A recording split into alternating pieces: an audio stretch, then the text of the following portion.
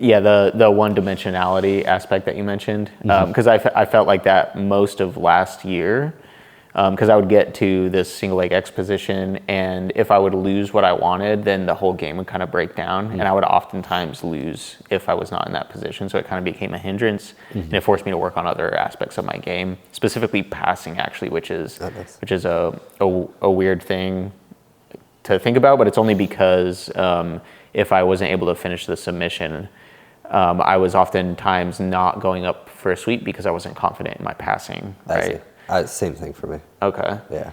Okay, so can you elaborate on that a bit more? Like, was it a hindrance, and when did you realize that, and did it force you to start working on other things? It definitely was a hindrance because I was winning a lot of fights that maybe I couldn't have won, and it was helping me get some big wins. But you can't always get to your one position you want to be. Maybe someone's super stagnant on playing guard, and you have to pass or stay on top. I'd lose so many fights from like not being able to stay on top for like 1 minute straight. You know what I mean? Like I would just get swept right away. Yeah. So I think I learned that it's really good that I have a position I'm confident in, but I have to branch out and start to add these other skills while I still have like my overarching theme be keep developing my strongest point. So I feel like it's like you can water the plants in a bunch of different areas, and it's important to go to different like sections and keep improving, but you shouldn't fully go away from the thing that's bringing you a lot of success. And I also think that when I think about like developing skill, I would start my attacks from collar sleeve, and then once I was trying to branch out and learn more, I'd say, what reactions could my opponent give me from collar and sleeve that would make me need to switch guards or do a different attack? So then I'd say, oh, if they posture high, what would they give me? They give me their leg. And if they give me their leg, then I have to play De La Hiva. So I was starting to think like, not just adding new skills randomly, but if I have a reaction from my favorite guard, which is collar sleeve, how do I add skills from the reactions they give me? So it's more like realistic than just, today I'm gonna work on a body lock pass because I wanna get my passing better. You know what I mean? Or it's like, I'm playing collar sleeve and I sweep them.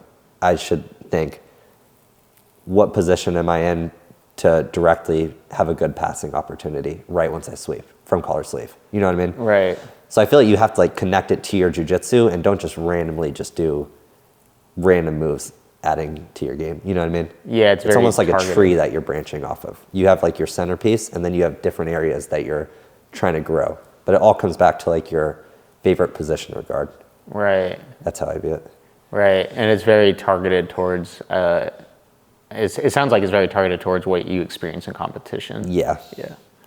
That's, 100%.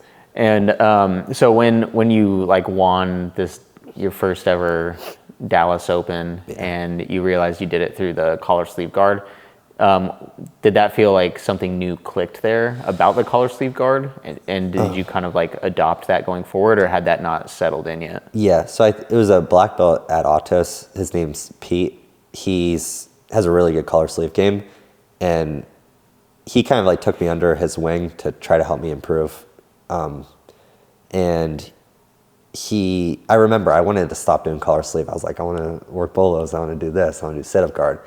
And he was telling me, he's like, it's better to be really good at one position to start than to just try to learn a bunch of random stuff. So he kind of influenced me to, when I wanted to stop working on it, to keep going. And it was actually like right before the Dallas Open. I'm like, I'm sick and tired of trying to collar sleeve attack everyone in training. It was getting boring.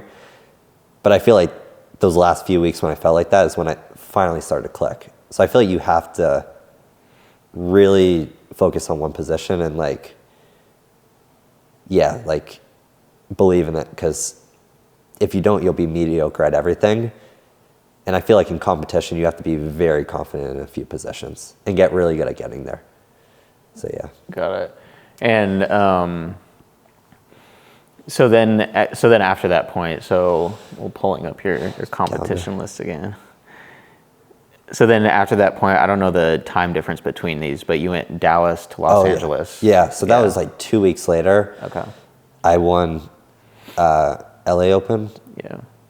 And that was, I felt like I was super confident. I don't know why. I think because Dallas and I was younger. I was like super confident, and I ended up beating a guy who won majors at blue belt. He had an injury though, so he wasn't like 100%, but that gave me like another huge confidence because I won 2 opens in a row, and I couldn't win like anything, even like a jiu-jitsu world league before. So then my confidence started to grow like a lot. And then I took a few L's and then came back eventually. Okay. But yeah. And came back at second in American Nationals. So you took a few losses and you came back can you talk about your first American National? Yeah, This was your third competition here that you podiumed on for. Oh, that's right. It was American Nationals. What happened? I got second there. Yeah, it's hard to remember, right? Yeah. It's like we've done so many tournaments. Yeah, wow. they blend together. Yeah, I can't remember it too clearly, to be honest. I just remember I felt really good, and I lost the finals. Actually, interesting enough, I had 30 seconds left to win the fight, and I got triangled with like 30 seconds left. I had no confidence to stay on top or not get submitted for like 30 seconds, even against like a decent guy. So that's how I lost American Nationals. So that's like how I learned, okay, maybe I have to expand my game, you know? So that was definitely a good lesson, but it also was brutal because I felt so close to winning, not a major, but like a bigger tournament than an open. Yeah. So yeah. Yeah, I've had that exact same experience where I get on top in competition, I'm just panicking. Mm-hmm. Yeah. That's how I feel. I was like, oh my God, what do I do? I'm like so tense. Yeah. I just didn't know how to position myself. So, that's another thing that now that I'm thinking about it, I've been doing is like, I feel like tournaments, tell me if you agree, like they help a lot because it gives you like feedback of like what you need to improve. So every time you lose, it's like, it hurts really bad, but it reminds you like, I lost this tournament because I couldn't stay on top or I couldn't do this. So it almost like leaves such a strong like mark on your brain that you need to fix it. So I think that's why competing a lot has been helpful too. But kind of on a different topic, when I'm in training, you're really having the same experiences as in a comp, like mistakes you're making. But I feel like it's easy to just train and then go home and then you're done.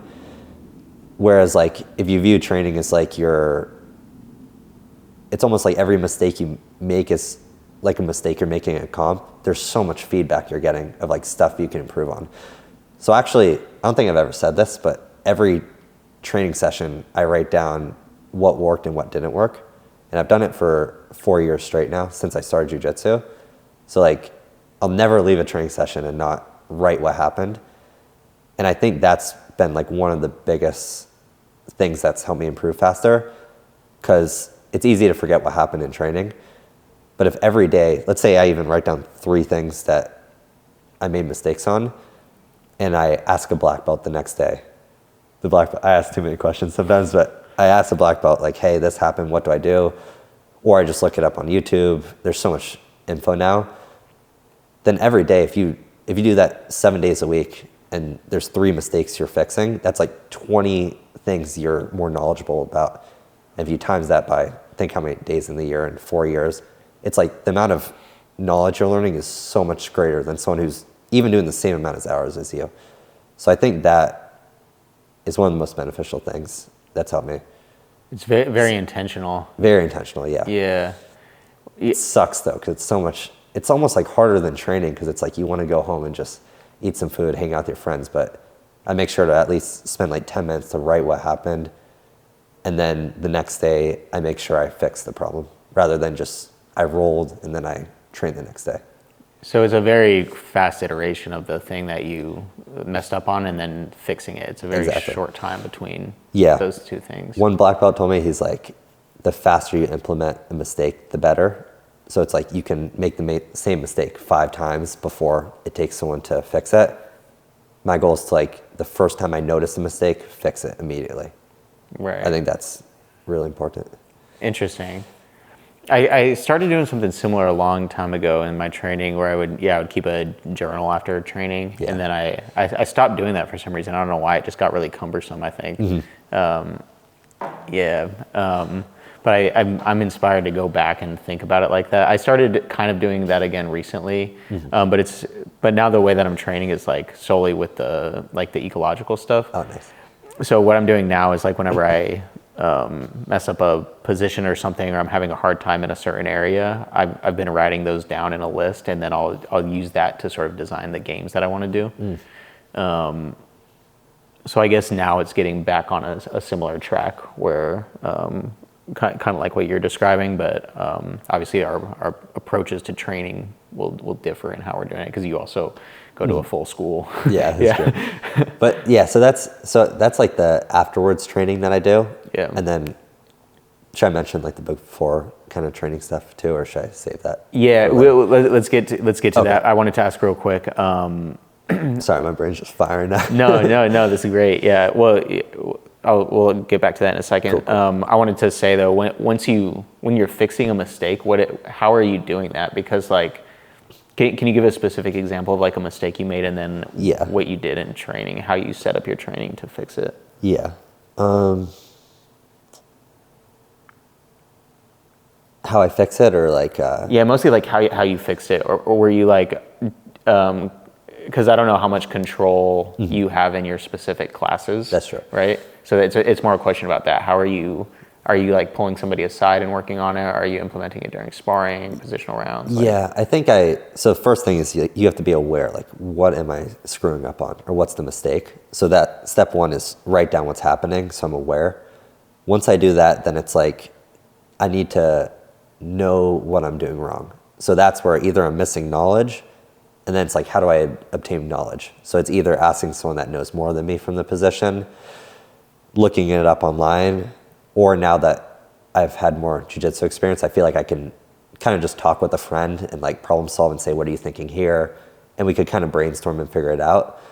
So I think that's the second step, is getting that knowledge. And usually when I do that is after class, I just stick around for 15 extra minutes and just try to figure out those mistakes. Or I'll drill a few times a week with a friend, because I got a mat upstairs. So we'll just sit and talk, and we're not even really going that hard, just talking about what happened, and then able to drill and fix the mistakes. Okay, so it's happening kind of after class mostly? Usually right after class.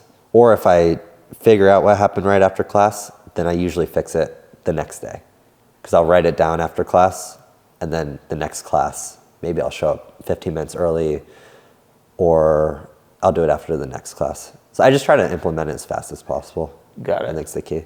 Got it. Okay, cool. Yeah. And going back to what we said we were putting a bookmark on, which was... What was it again? I think it was like how it changed, like what you were doing back then versus now, I think is what you said.